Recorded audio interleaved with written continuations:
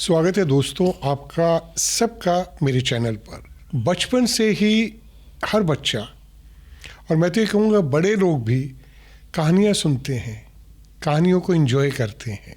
मुझे याद है बचपन में जब एक हमारे दादी आया करती थी और मेरे जब फादर घर नहीं होते तो मेरे घर पे रुकती थी वो, और वो मुझे रात को कहानियाँ सुनाती थी।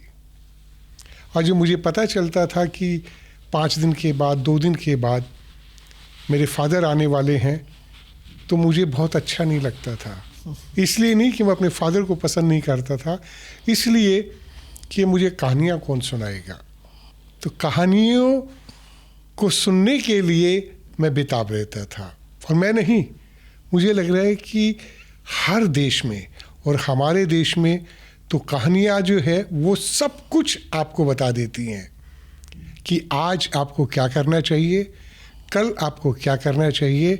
और मैं ये कहूँगा कि जीवन की जन्म से लेकर और मृत्यु तक की जो हमारे यहाँ कहानियाँ हैं, किस्से हैं, कविताएं हैं, कविताएं, पोयम, उनका ये हाल है कि हर स्कूल में बच्चों को मेरे ख्याल में 2nd क्लास से या इवन 1st क्लास से वो पोयम सुनाते हैं, पोयम याद करवाते हैं। कविताओं को बच्चे इतनी मस्ती में गाते हैं कि आपको लगता है कि अरे ये कैसे हो रहा है इन बच्चों के अंदर। जी, मैं आज ये सब बात इसलिए कर रहा हूँ कि आज मेरे साथ जो मेरे स्टूडियो में हैं वो उर्वशी अग्रवाल जी हैं। नाम आप सब जानते हैं कि उन्होंने इतना काम किया है, लेखन में काम किया है, उनकी बुक्स बहुत हैं और सब बुक के जो टाइटल्स हैं वो अपने आप में सब कुछ बोल देते हैं। तो इसलिए मैं अब बहुत टाइम नहीं लगाऊंगा। स्वागत है उर्वशी जी आपका, और जिसका आपका जो नाम है उर्वी, तो आपका स्वागत है। धन्यवाद। आप किताबें जो लिख रही हैं वो कितने साल से लिख रही हैं? मेरे ख्याल से मैं माँ की कोख से ही लिखना सीख करके आई थी और अच्छा। मीन्स काफ़ी साल हो गए हैं, लेकिन पता नहीं था कि मैं एक लेखिका हूँ या फिर मैं एक कवयित्री हूँ कि मैं कविताएं लिख सकती हूँ। तो करीब 15 साल से मैंने लिखना शुरू किया है और 2015 से मैं एक्टिव हुई हूँ लेखन में। 2015 से एक्टिव हैं आप। मैं आपकी किताबें देख रहा था, मुझे टाइटल तो किताबें मैंने 1-2 देखी भी, अच्छी भी लगी, लेकिन बेटी तू दुर्गा बन जाना, यस, ये टाइटल अपने आप में रेवोल्यूशनरी है। इस टाइटल को पढ़कर मैंने बहुत सी किताबें पढ़ी भी हैं क्योंकि हिंदी साहित्य मेरा सब्जेक्ट भी रहा, लेकिन इतना क्रांतिकारी जो है आपके दिमाग में कहाँ से आया टाइटल ये? तो मैं 4 पंक्तियाँ बता देती हूँ कि काल कभी घेरे अनजाना, मुश्किल हो तेरा बच पाना, तू अरियों का वध करने को, बेटी फिर दुर्गा बन जाना। क्या? तो ये पंक्तियाँ मेरी लेखनी से पहली बार ही उतरी थी। और बेटी तू दुर्गा बन जाना आजकल के हालात में बहुत ज़रूरी है जब बेटियां सुरक्षित नहीं हैं। तो मेरी कलम की धार ने ये कहा है कि हर बेटी को दुर्गा बन जाना चाहिए ऐसे में। लेकिन एक फ़ौज के सामने, एक भीड़ के सामने बेटी लाचार हो जाती है। तो बहरहाल मैंने कोशिश की है कि इस किताब में बेटियों को डेडिकेट की है ये किताब मैंने, और देश की हर उस बेटी को डेडिकेट की है जिसने समाज के लिए, देश के लिए कहीं ना कहीं अपना कोई योगदान दिया है। चाहे वो क्रांतिकारी बेटियां रही हैं, चाहे वो सत्ता के गलियारों से बेटियां रही हैं, चाहे वो मेरी खिलाड़ी बेटियां रही हैं, किसी भी फील्ड से बेटियां रही हैं। आजकल तो मैं देख रहा हूँ पिछले कुछ सालों से हमारे देश की बेटियां सिर्फ सोशली नहीं, वो हमारी आर्मी में, डिफेंस में, उनको भी मैंने डेडिकेट किया है, बहुत काम कर रही हैं। और मैं अभी देख रहा था पीछे जो एक ऑपरेशन सिंदूर हुआ था जी, उसमें जिस तरह से बेटियां आके सामने बोल रही थी डिफेंस के बारे में, अपने एक्शन के बारे में, छाती जो है वो वाकई में ही बहुत और मैंने चौड़ी हो जाती थी। उनके बारे में भी यहाँ पर लिखने का प्रयास किया है। जी। जितनी भी बेटियाँ मेरे संज्ञान में आई हैं, ऐसा नहीं मैं कह रही हूँ कि मैंने सिर्फ जिन बेटियों का यहाँ पर विवरण दिया है वही बेटियाँ हैं, नहीं, जो मेरे संज्ञान में आई हैं मैंने कोशिश की है कि मैं इस किताब में उनको लेकर के आऊँ, और मैं लेकर के आई हूँ। लेकिन बेटियों पे अगर हम बात करें जी। तो कहीं ना कहीं आपका जो है महिलाओं के लिए शुरू से ही, मैं आपकी किताब जो है देख रहा था अभी, जो आपकी मैं शबरी हूँ राम की, जी, या क्या टाइटल है। मतलब शबरी शब्द हम सब ने सुना है, क्योंकि हम जितने भी लोग हैं रामायण बचपन से सुनते आए हैं, रामलीला हम देखते थे, और शबरी एक ऐसा पात्र था उस रामायण के अंदर जो आदमी को वो सिखाता था, और कोई पात्र नहीं सिखाता था उसको छोड़कर। बिल्कुल श्री राम उनके झूठे बेर खा रहे हैं। बिल्कुल बिल्कुल बिल्कुल। तो आप देखिए, तो ये टाइटल अपने आप में सब कुछ बोल रहा है, लेकिन आपके दिमाग में इतने बड़े बड़े पात्र छोड़कर ये शबरी नाम जो आया, जिस पे आपने पूरी किताब लिखी है, कैसे? क्योंकि मैं शबरी हूँ राम की, चखती रहती बेर, तकती राहें आपकी, हुई कहाँ पर देर। और जो दोहा मैं यहाँ पर सुनाना चाहती हूँ कि कितने अचरज से भरा शबरी का यह काम, दांतों से लिखती रही बेरों पर वो राम। आए हैं वो द्वार पर, चाहे देर सवेर, स्वीकारे हैं राम ने शबरी तेरे बेर।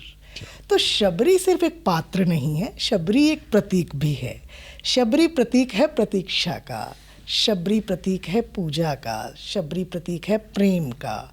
और प्रतीक्षा करती रही और उन्हें उनके राम मिल गए, तो कितना विश्वास था उनको। आपने जो बुक लिखनी शुरू की जितनी भी, जी, उससे पहले आप क्या करती थी?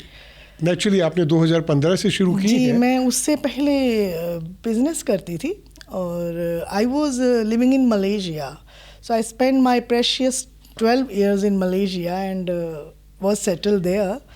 तो बस फिर मुझे पारिवारिक परिस्थितियों की वजह से भारत आना पड़ा, और जब मुझे लगा कि I was energetic, you know, I was doing my business and single handed, तो काम कर रही थी। और उसके बाद मुझे जब यहाँ आना पड़ा तो मुझे लगा कि मैं यहाँ पर आकर इन अपने परिवार के में बिज़नेस का हाथ बटाऊंगी और कहीं ना कहीं उनका साथ दूंगी, और एक ग्रोथ में मेरा भी हाथ रहेगा।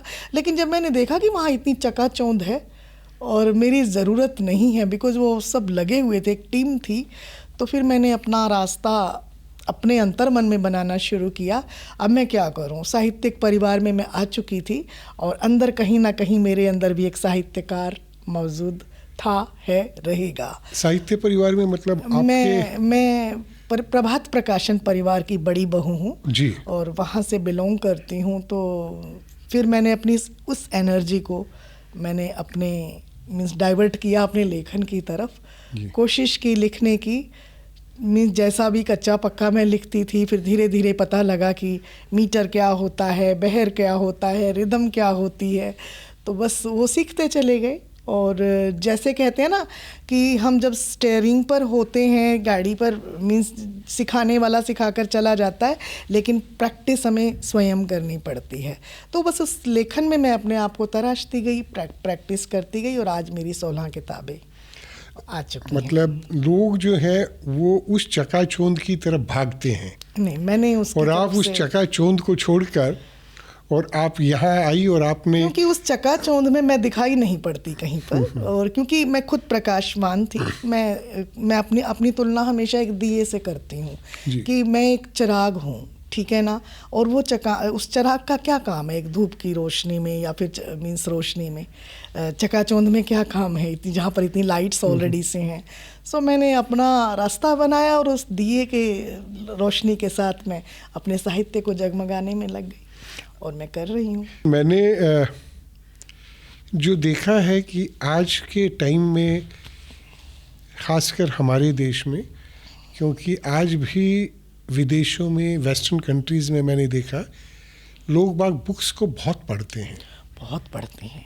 वो अगर कहीं ट्रेन में जा रहे हैं या बस में जा रहे हैं, कहीं भी उनके हाथ में किताब होती है। ज़्यादातर लोग किताब को बहुत पढ़ना चाहते हैं, बिल्कुल। लेकिन हमारे देश में ये तादाद बहुत कम होती जा रही है। आज हर आदमी जो है वो किताबों को छोड़कर सिर्फ और सिर्फ जो है वो डिजिटल मीडिया पर आ गया है। इसके बारे में आप क्या सोचते हैं? मेरी एक आपकी इसी बात पर मेरी एक बहुत इम्पोर्टेंट किताब मैं लाना भूल गई हूँ, बेसिक बनाम डिजिटल बचपन। तो उसमें मैंने आपके सभी उन सवालों का भी जवाब दिया है जो अभी भी आपके मन में कौंध रहे होंगे।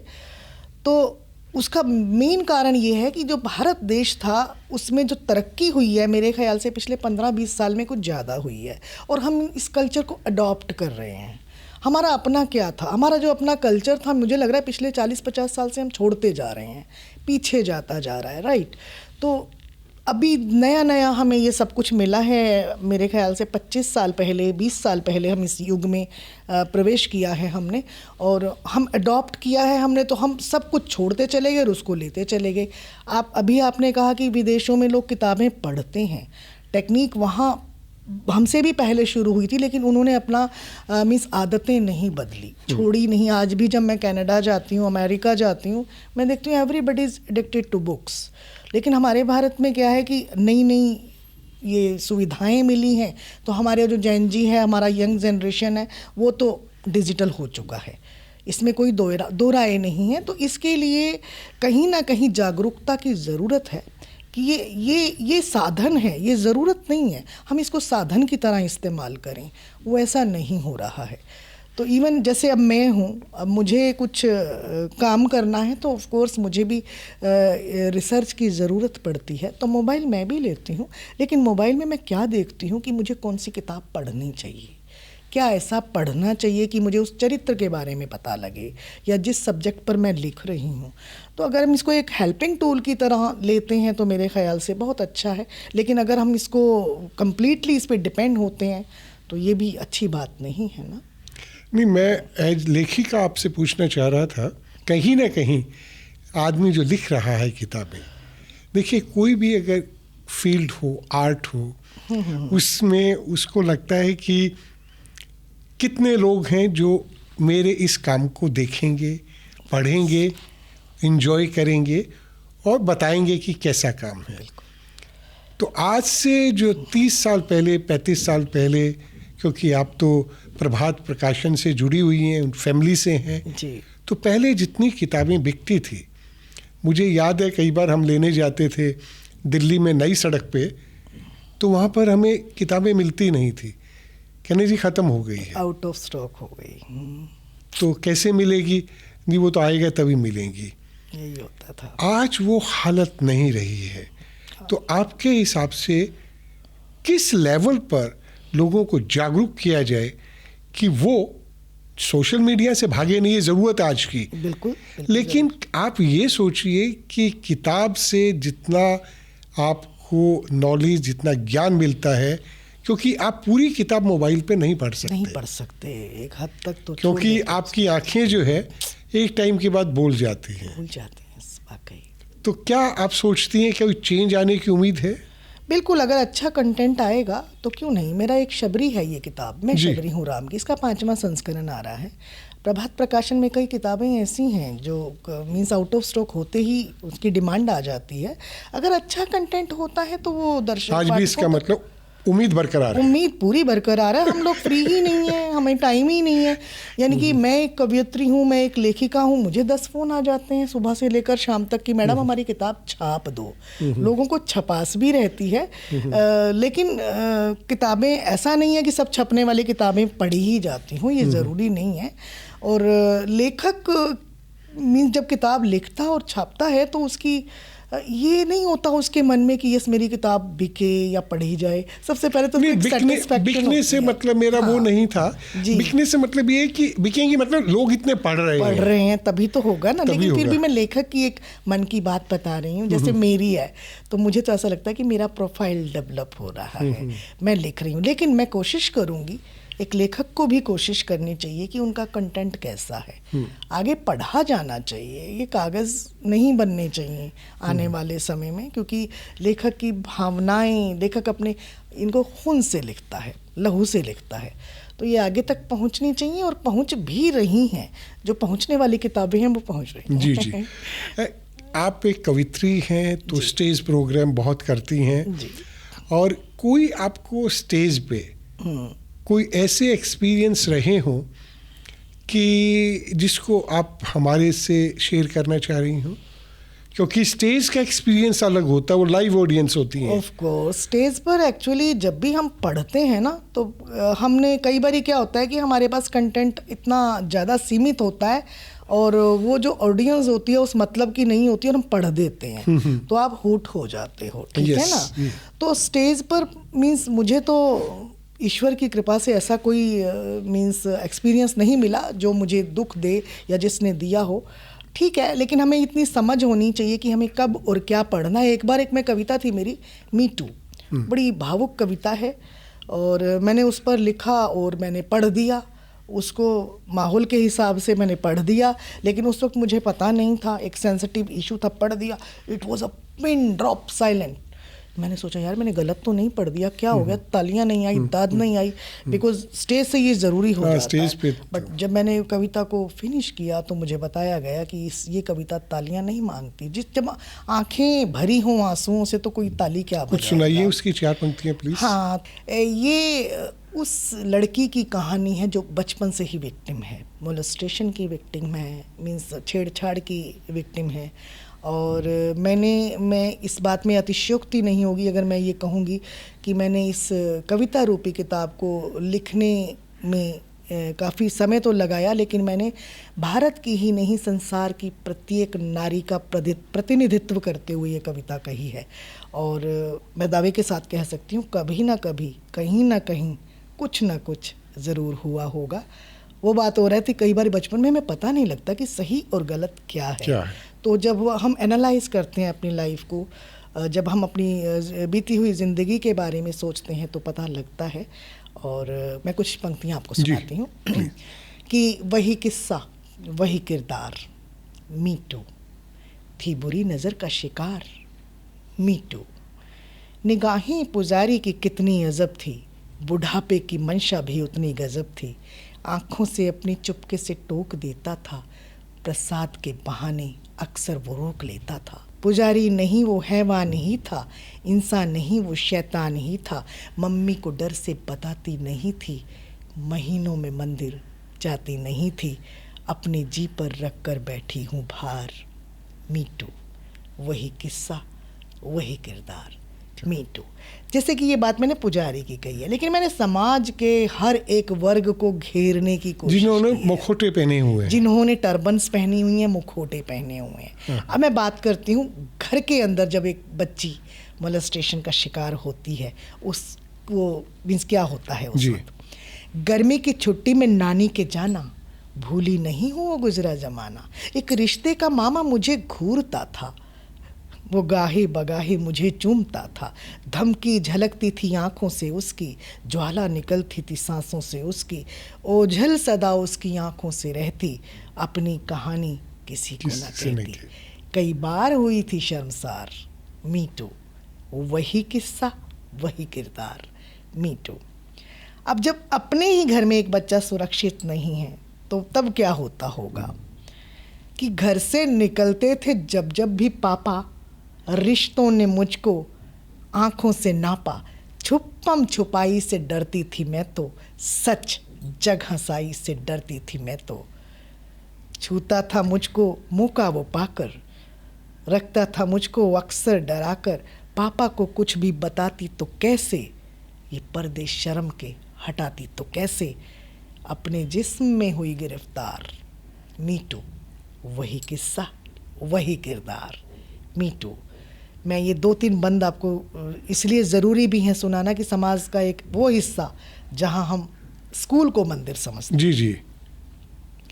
शिक्षा के मंदिर में शिक्षक न कम था, दलीलों में उसकी हरगिज न दम था, घर पर बुलाकर वो नंबर बढ़ाता, अक्षर के माने मुझे फिर सिखाता, बहाने से मुझको अक्सर बुलाना, कामुक सी नज़रें मुझ पर गढ़ाना, उसकी कहानी में किसको सुनाती, मारे डर के कभी पाठशाला न जाती। क्या बात। मारे डर के कभी पाठशाला न जाती। और जो एंड मैंने किया है उसका इस तरीके से किया है, अपने ही घर में पराई हूँ जैसे, कहानी सभी को सुनाई है ऐसे, शर्म आती है अब आप बीती बताकर, अच्छा था रखती मैं सब कुछ छिपाकर, खुद को मैं साबित कर ही न पाई, न बाबा ही समझे न समझी थी माई, है स्वाद कसैला कड़वा तीखा, मर्तबान में भर कर बैठी हूँ, खट्टा मीठा मगर फफूंदी लगा अचार, क्या बात मीठू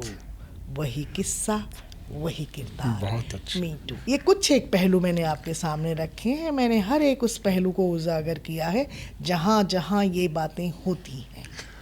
लेकिन मेरा मानना अपना पर्सनली ये है कि कहीं ना कहीं अब थोड़ा वक्त बदल रहा है। बिल्कुल, मैंने वो सब कुछ इसको कंक्लूजन में लिखा है। क्योंकि अब जो है बहुत सी चीज़ें ऐसी हैं जो आपको करनी ही होती हैं। पहले आप किसी भी तरह से बच्चियों को, बेटियों को एक छोटे से दायरे में रख सकते थे। आज बेटियों को पंख लग गए हैं। बिल्कुल। और मैं इस बात के लिए बहुत ही सराहना करता हूँ सबकी, जिन्होंने बेटियों को पंख दिए हैं, क्योंकि जब पंख दिए हैं उड़ेंगी। और आज हम ये डराएं उनको कि आप अगर ये करेंगी तो ये होगा, नहीं। आप आज उनको ऐसा बनाइए कि कोई उनको कुछ भी इन सवालों का की, जवाब बेटी तो दुर्गा बन जाना जी, है, करने की हिम्मत ना करें। बिल्कुल। आज गज़लों के बारे में आप बताइए कि क्या मतलब, क्यों इतनी फेड आउट होती जा रही है मार्केट से? बिल्कुल नहीं, क्योंकि मैं सिंस आमा गज़ल राइटर एज वेल, और अभी अभी मेरी एक गाना मैंने डेब्यू भी किया है बॉलीवुड से, तुमसे मिलकर से। गज़ल सुनने वाली एक अलग कैटेगरी है, बहुत सारे उसके श्रोता हैं। और नहीं, पहले मैं ये नहीं कह रहा हूँ आज नहीं है, पहले बहुत ज़्यादा होते थे। था, बिकॉज उस वक्त डिजिटल युग नहीं था ना। अब हमारे पास ऑप्शन इतने हैं, हम क्या तो सुने। आजकल रैप सुना जा रहा है, अगर आप एक जैन जी को कहो गज़ल सुने, वो नहीं सुनेगा, क्योंकि उसके पास उसकी हिसाब से जितनी ऑप्शंस मिल गए हैं। देखो, हम उस ज़माने से हैं जब आप दूरदर्शन में थे, आप देखते थे कि एक हफ्ते में एक पिक्चर हमें देखने को मिलती थी या 2 मिलती थी मैक्सिमम, सैटरडे संडे, राइट। और फिर हमें 2 चित्रहार मिलते थे। हम उस चित्रहार का कैसे वेट करते थे, पूरा हफ्ता वेट करते थे कि वो मेरे ख्याल से वेडनेसडे और सैटरडे का दिन होता था, चित्रहार आता था या शुक्रवार।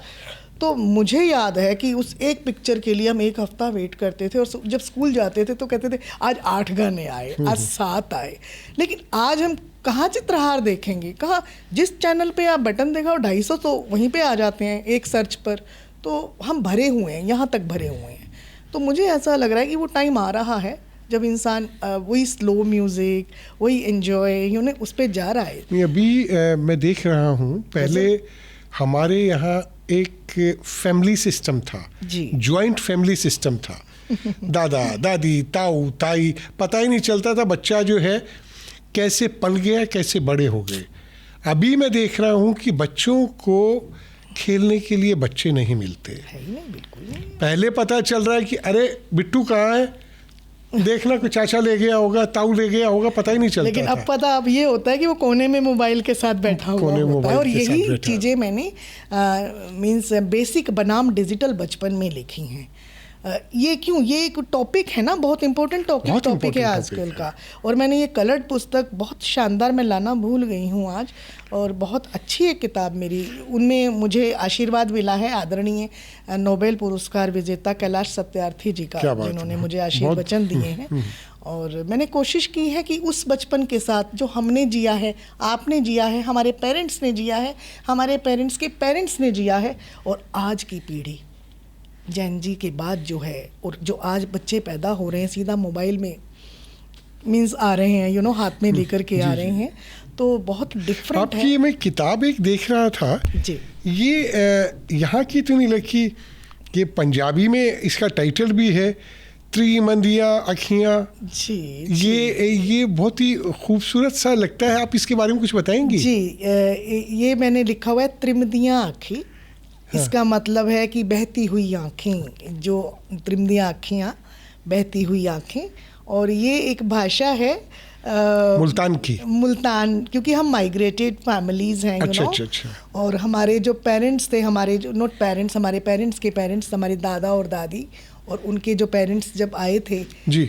मीन्स जो अब पाकिस्तान बन चुका है, उस वक्त तो एक ही था। जी जी जी। तो वहाँ से आए थे। तो मेरी मदर टंग मुल्तानी है। मुल्तानी है। मैं यानी कि मैं इसको ऐसे डिफाइन करती हूँ, ये पंजाबी की दादी पड़दादी है। जी जी। It's a very authentic language है और बड़े दुख के साथ कहना पड़ रहा है कि शायद हमारी ये पीढ़ियाँ आखिरी पीढ़ियाँ हैं जो, यानी कि मैं मेरे बात को, क्योंकि मेरे बच्चे भी नहीं बोलते हैं, राइट, वो भी आजकल के जेनजी हैं, राइट। कुछ सुनाइए ना थोड़ा सा इसमें। मैं अवश्य सुनाऊंगी, अगर आपको समझ आता है तो। नहीं भी समझ में आएगा, लेकिन एक्सप्रेशन से मैं अंदाजा लगा। तो मैं आपको सुनाती हूँ। इसमें मैंने दोहड़े एक मीन्स विधा है, जो 4 पंक्तियों में एक कविता कही जाती है और बहुत शानदार एक विधा है। मैं सुनाती हूँ आपको, जो मुझे बहुत पसंद है कि जे लिखना है त इवें कर। जी। पहले बताओ, समझ आया? पूरी तरह से नहीं आया।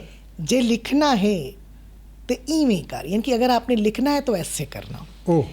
जे लिखना है तो इवें कर, तू बात मैडे ना को लिख, तू घर दी हिक हिक कंधी ते, हर झाते मैडे ना को लिख, कहीं कां दे हथ सनीहा पठ, हर कां ते मैडे ना को लिख, दिल धड़के तैकू याद आवा, तू हाथ मैडे ना को लिख। इसका मतलब भी समझा दीजिए। अब इसका मतलब मैं समझाती हूँ कि अगर आपने लिखना ही है तो मुझे टैटू में लिख दो, अपनी बाजुओं पे मेरा नाम लिखो जी। और अपने घर की हर दीवार पर भी मेरा नाम लिखो और किसी कौवे के हाथ में संदेशा भेजो और उस पर भी मेरा नाम लिखो। और अगर ये भी नहीं होता तो मैं जो ये दिल धड़कता है, मैं तुम्हें याद करती हूँ, तुम दिल पर भी मेरा नाम लिखो। क्या बात है, वाह, तो ये एक मुल्तानी भाषा है। इसमें मैंने एक बहुत मशहूर मेरी गज़ल है, मैं वो सुनाना चाहूँगी जी, आपको। जी। इससे पहले मैं एक और शेर सुनाना जी, चाहती जी, हूँ जी। कि जो भी आखे होश मैं कूं, जो भी आखे होश मैं कूं, पी के दारू टली कहनी। क्या बात है, वाह। पी के दारू टली कहनी, ते दिल टुटा दिलदार वंजाया, उर्वी लई तसल्ली कहनी, उर्वी लई तसल्ली कहनी। यानी कि दिल भी टूट गया, दिलदार भी चला गया, लेकिन मुझे किसी ने आकर यहाँ तसल्ली। नहीं, भाव पूरी तरह से समझ में आ रहा है। इसको हम कहते हैं मुल्तानी भाषा, जो हमारे भारत के कई प्रांतों में बोली जाती है और मेरे ख्याल ज़्यादा नहीं तो कुछ मिलियन लोग इसको बोलते हैं। मेरे को आंकड़ा नहीं पता, लेकिन या 3-4 करोड़ जरूर बोलते हैं। लेकिन आप एक चीज़ देखिए कि इस पूरी जो आपने बोला, इसमें जो भाव थे जी, वो उसमें प्यार था, बहुत गहरा प्यार था। और उसके बाद जिस ढंग से वो अपने भाव को रख रही हैं, उसकी एक अपनी खूबसूरती थी। आज तो मुझे नहीं लगता कि कोई भाव की कोई ज़रूरत है। मुझे दुख होता है इस बात का कि हमारी जो यंग जनरेशन हैं, जो भी जितने भी हैं, वो इस भाषा से, ये भाषा विलुप्त होती जा रही है, कोई नहीं बोलता। लेकिन मेरी कोशिश है कि हम इस भाषा के लिए कुछ करें और बोली है ये हमारी, और इसको ज़िंदा रखें। दोस्तों, जैसे मैंने आपको बोला था कि उर्वशी जी की जितनी भी किताबें लिखी गई हैं, उनका टाइटल जो होता है वही बहुत कुछ बोलता है। और बहुत कम ऐसे लेखक होते हैं या लेखिका होती हैं जो अपने टाइटल में ही बहुत कुछ कह देती हैं। उर्वशी जी शायद उनमें से हैं। उर्वशी जी, आपकी मैं किताब देख रहा था, व्यथा कहे पंचाली। व्यथा कहे पांचाली, ये तो मतलब अपने आप में बहुत, क्या है ये किताब? क्योंकि पांचाली के पास कहने के लिए कथा नहीं थी ना।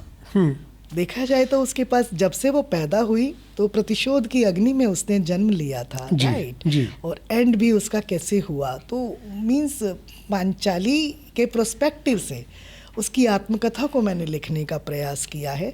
अगर किसी ने मुझे कहा था कि कथा कहे लिखिए, मैं कहा नहीं, उसके पास कहने के लिए कथा नहीं थी। मैंने तो कथा कहा पंचाली, क्या बात है। दिनकर जी ने कथा कहो उर्वशी लिखा था, तो उर्वशी ने व्यथा कहे पांचाली लिखा है। और सुंदर एक चौपाइयों का संग्रह है, और 9 वर्ष में मैंने इस किताब को लिखा है। 9 वर्ष लगे इसको लिखने में, क्योंकि पांचाली को सिंपली कोई नहीं लिख सकता। कुछ 4 लाइनें आप प्लीज।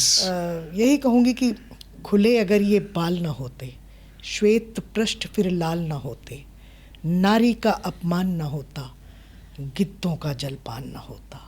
नारी का अपमान न होता, गिद्धों का जलपान न होता। तो इसको मैंने समापन यदि से किया है जी। तो जैसा कि मैं वो लाइनें सुना रही थी, तो इसका जो एंडिंग हुई है वो मैं यदि पर छोड़ती हूँ। तो मैं यहाँ कह रही हूँ कि अगर पाप का वर्ण ना होता। देखो, जब महाभारत हुआ था तो इतना खून खराबा हुआ था। पांचाली वहाँ पर खड़ी होकर कह रही है कि इतना नुकसान, जो कि मैंने उनके प्रोस्पेक्टिव से कहा है। मिला क्या मिला, मैं आपको बताती हूँ। अगर पाप का वर्ण न होता, गीता का अवतरण न होता, कली ज्ञान की खिलती कैसे, अद्भुत गीता मिलती कैसे, अद्भुत गीता मिलती कैसे। क्योंकि एंडिंग बहुत ज़रूरी होती है, कंक्लूड करना होता है। मेरी आदत है, मैं कोई भी पुस्तक लिखती हूँ तो उसको उसका कंक्लूजन होना चाहिए, ज़रूरी कोशिश करती हूँ कि यस हमारे पास एक सार्थक एंडिंग हो। तो ये मेरी पांचाली है, जिसने खुद को मथा नहीं है उसकी कोई व्यथा नहीं है। तो बहुत अच्छी कोशिश की है, बहुत अच्छी। अब लास्ट में चलते चलते आप कुछ। जी, मैं जैसा कि एक मुशायरों में शायरा और कवि सम्मेलनों में कवियत्री की भूमिका अदा करती हूँ जी। तो हमेशा यही कहती हूँ कि माँ जैसी मौसी मेरी रखे सदा समीप, मैं उर्दू के मंच पर हिंदी का हूँ दीप। क्योंकि वहाँ भी मैं अपना दीपक लेकर जाती हूँ, अपनी रोशनी लेकर जाती हूँ, और पूरी कोशिश होती है कि उस मंच को हिंदी से जगमगा के आऊँ। और दोहे लिखती हूँ, तो कुछ दोहे आपको सुनाऊंगी कि चुप रहे कोयल बांवरी, तू ऐसे मत कूक। दोहा गहरा है, समझना पड़ेगा। चुप रहे कोयल बांवली, चुप रहे कोयल बांवरी, तू ऐसे मत कूक, कहकर उसने कनपटी पर रखी बंदूक।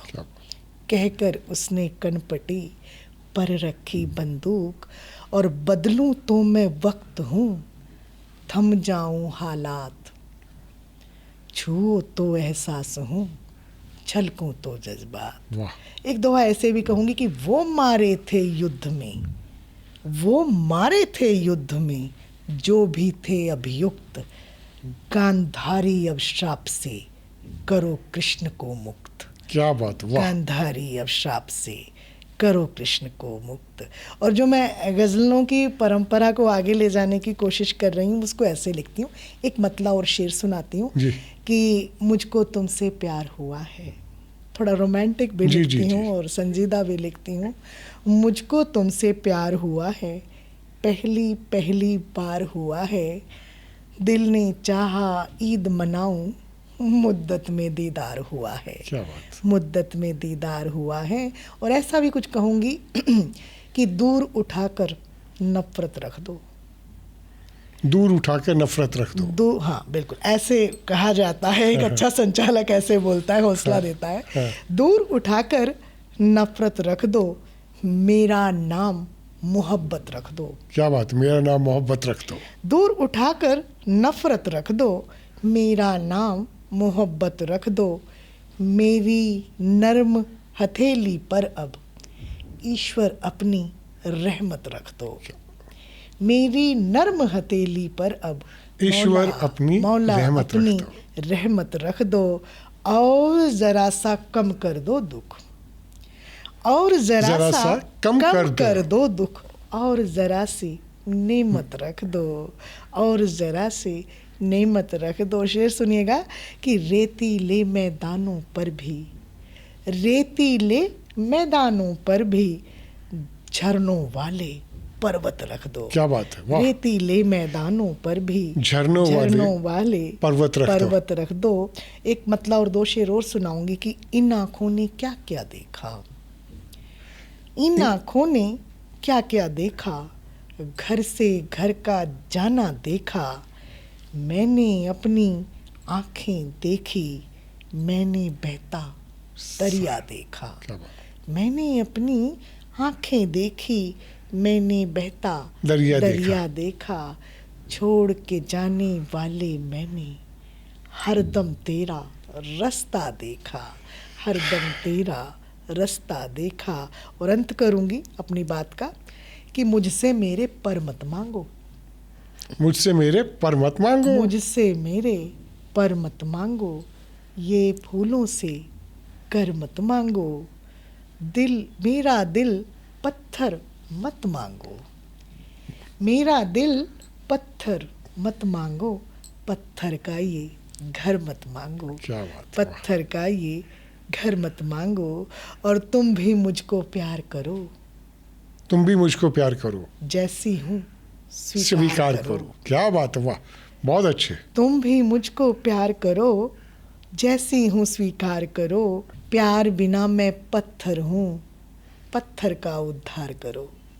क्या बात। प्यार बिना मैं पत्थर हूँ, पत्थर का उद्धार करो। और एक अंतिम गजल मैं जरूर सुनाना चाहूंगी, जी। उसके बाद मैं अपनी वाणी को विराम दूंगी कि 4 दिन है जिंदगी के, कितने हैं? 4 दिन है जिंदगी के। 4 ही दिन कहे जाते हैं ना। 4 दिन है जिंदगी के, वो भी तेरी बेरुखी के। क्या? 4 दिन है जिंदगी के, वो भी तेरी बेरुखी के, कोई उनको ये खबर दे, दौर हैं ये आशिकी के, क्या? दौर हैं ये आशिकी के। अब देखिए मैं कहाँ गज़ल को मैं मोड़ कर लेकर के जा रही हूँ, रामायण काल में। जी जी जी। ये गज़ल की जो सबसे प्यारी चीज़ है वो कि आप अलग अलग शेर अलग अलग मीन्स प्लेटफॉर्म्स पे जाकर कह सकते हो। जी।